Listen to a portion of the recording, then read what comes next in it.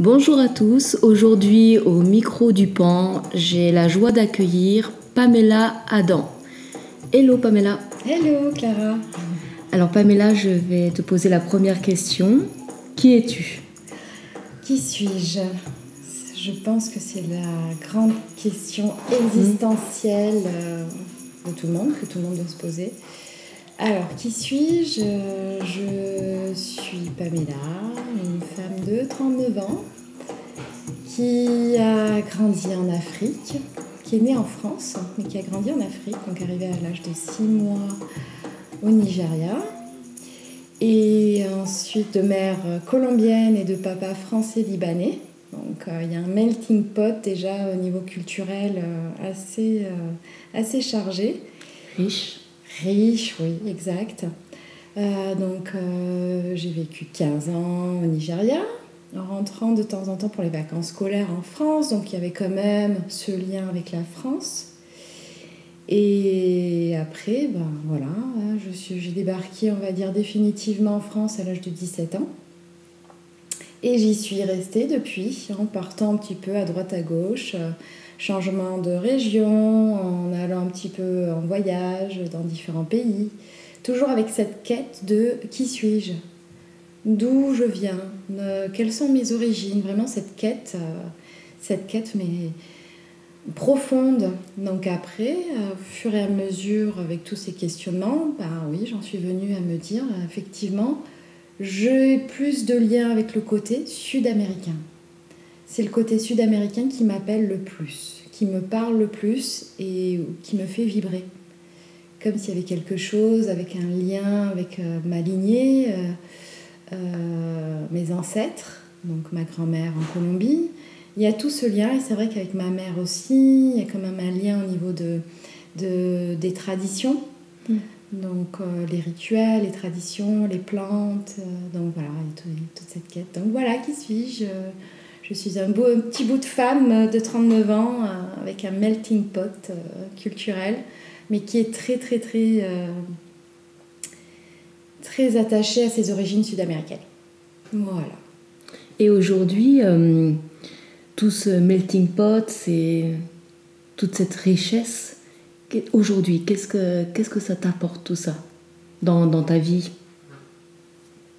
Ça me fait comprendre que même si on se dit qu'on est différent, moi je me dis différente effectivement, parce que peut-être que je me dis je ne rentre pas dans le moule en fonction de certaines cultures, puisque en France j'ai pas eu la culture française, donc du coup je me sentais différente. Mais en fait non,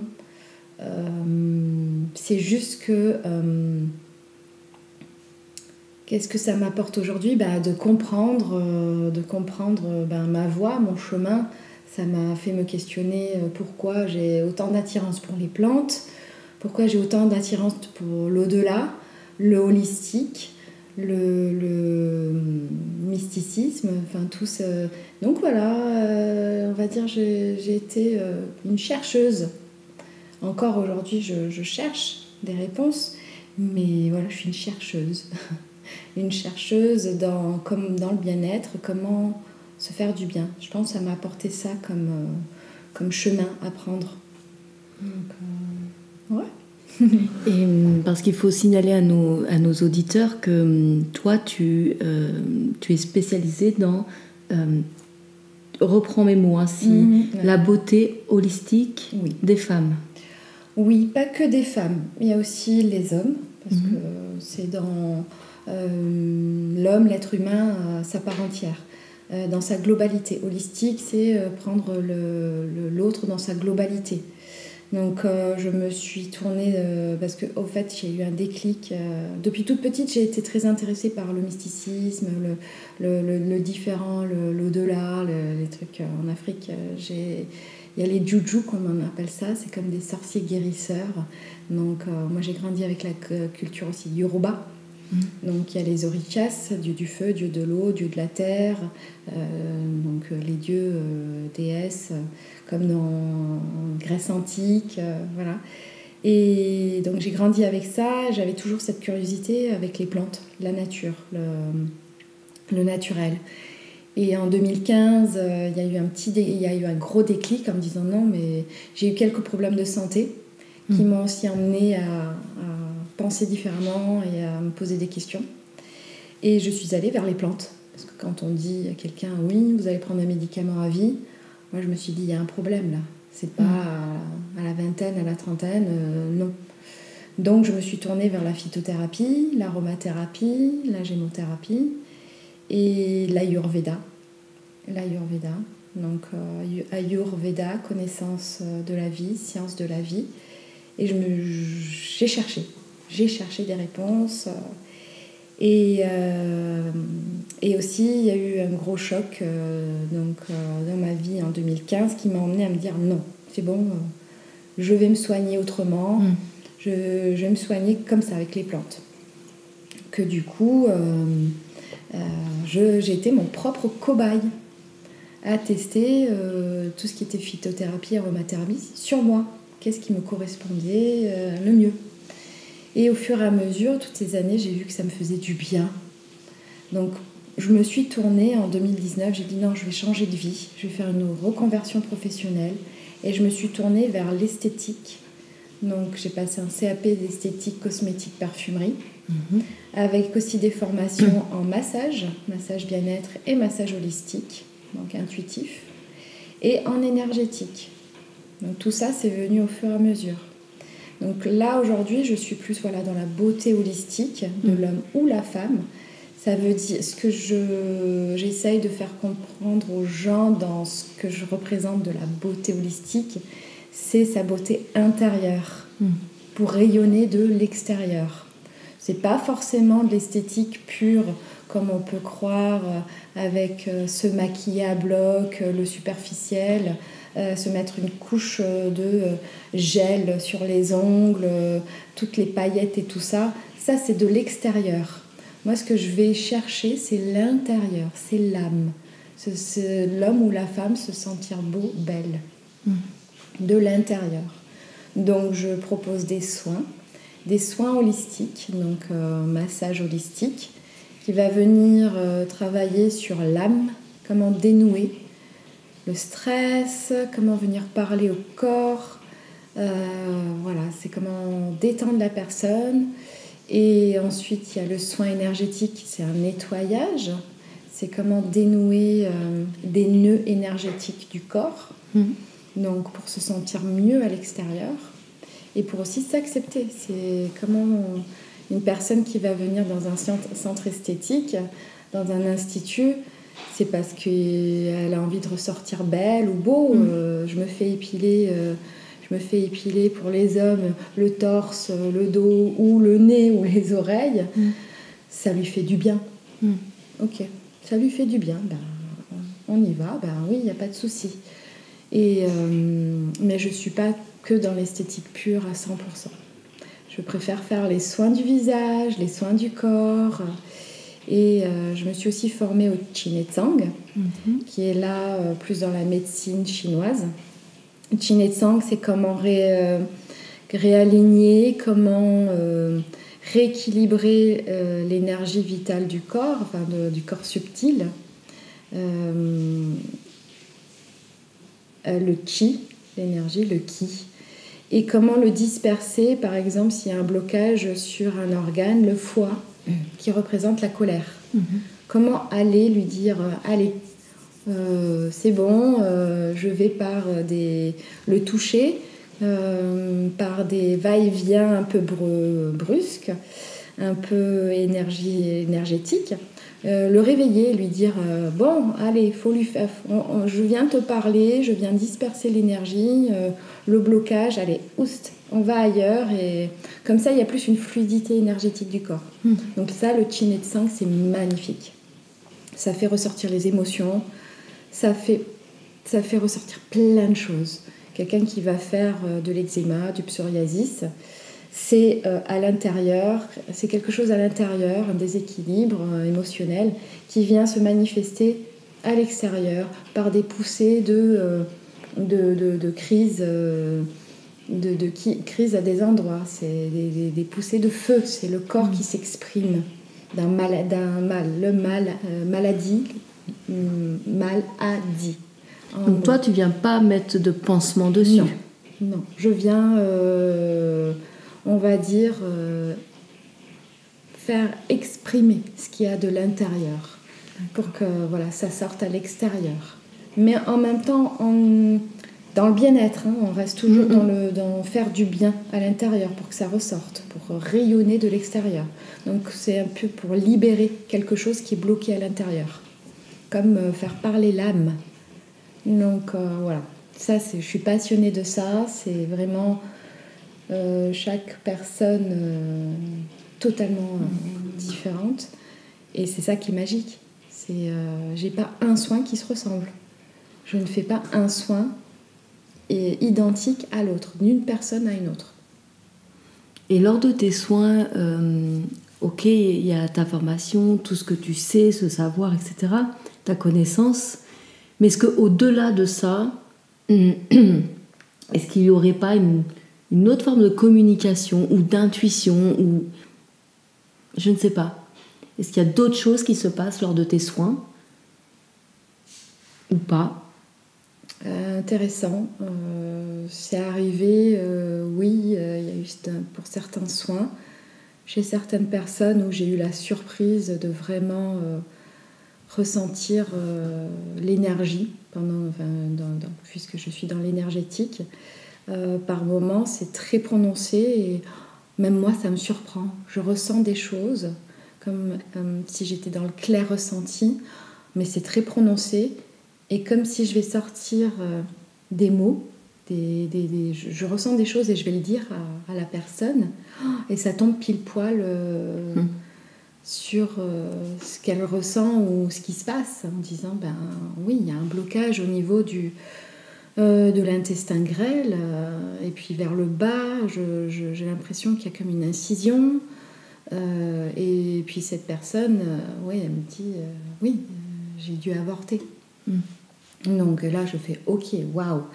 Et même moi, ça me surprend. Même moi, je me dis, non, ok, c'est moi ou il se passe quelque chose. Donc, au fur et à mesure, avec les expériences et les différentes personnes, oui, je me dis, il y a quelque chose qui en ressort. C'est profond.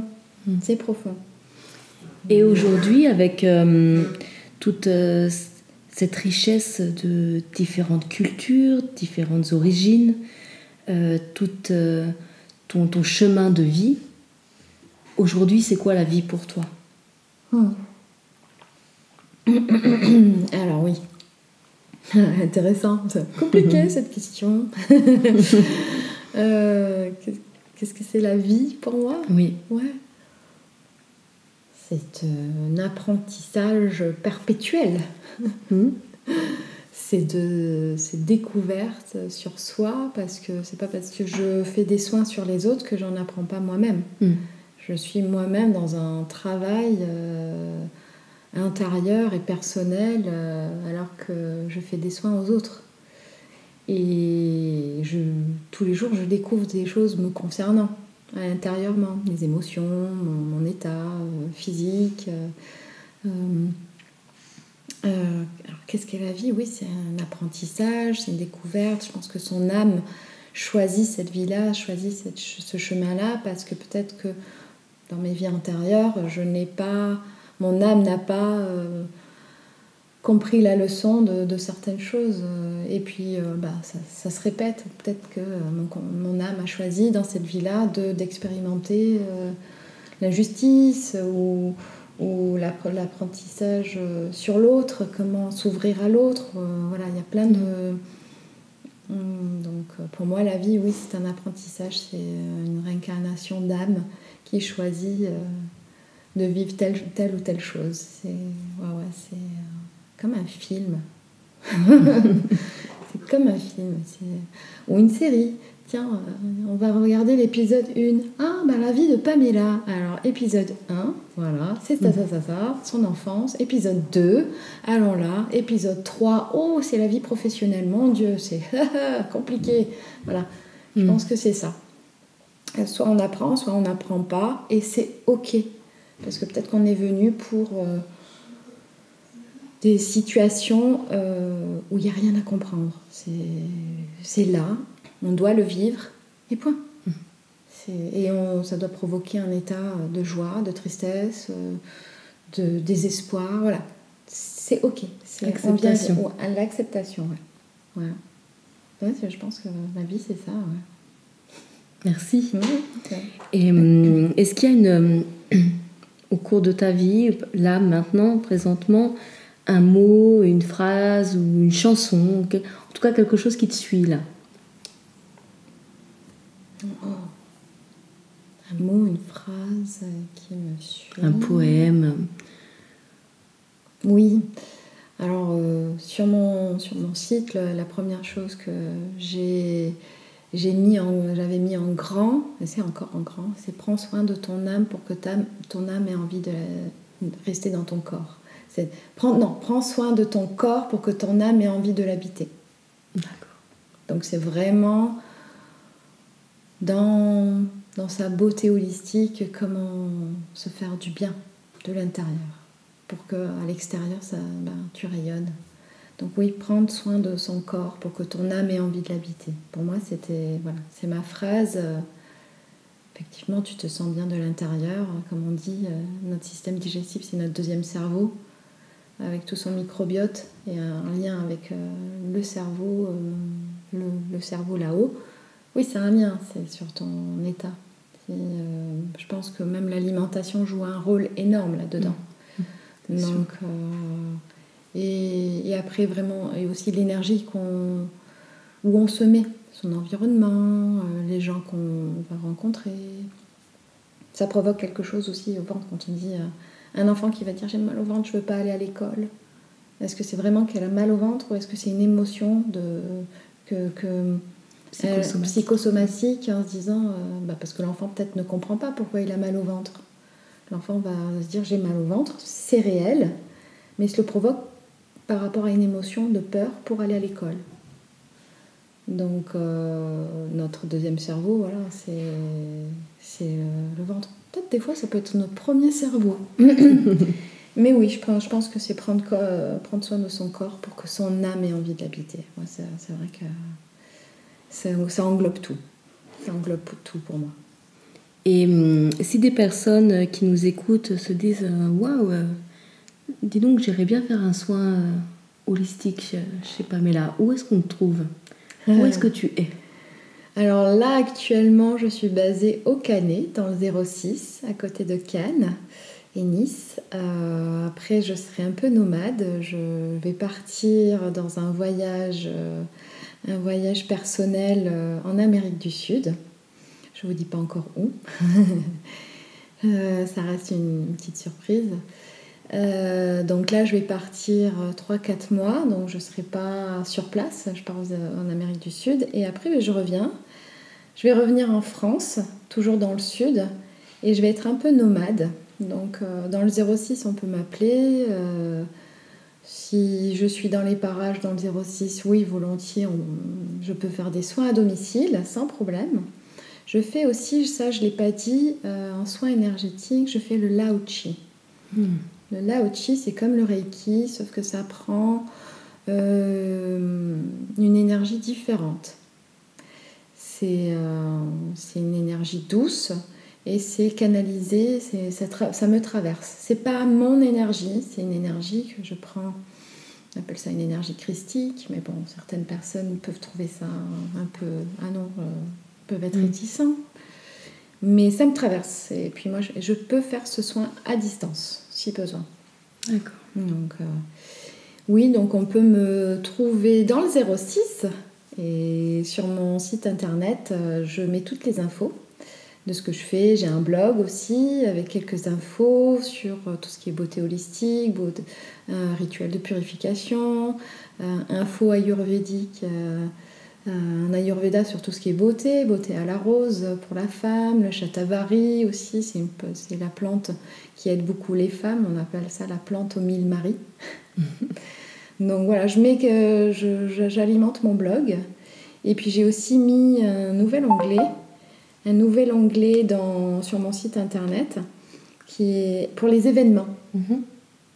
Donc je propose des événements, donc des ateliers Donc là, en décembre, 2 ateliers, un le 3 et un le 11, c'est avec mon compagnon. Et mon compagnon anime le yoga nidra, et après, moi, je propose un voyage au son du tambour. Et après, il y a un goûter magique. Donc, tout ça, on fait ça dans le 06.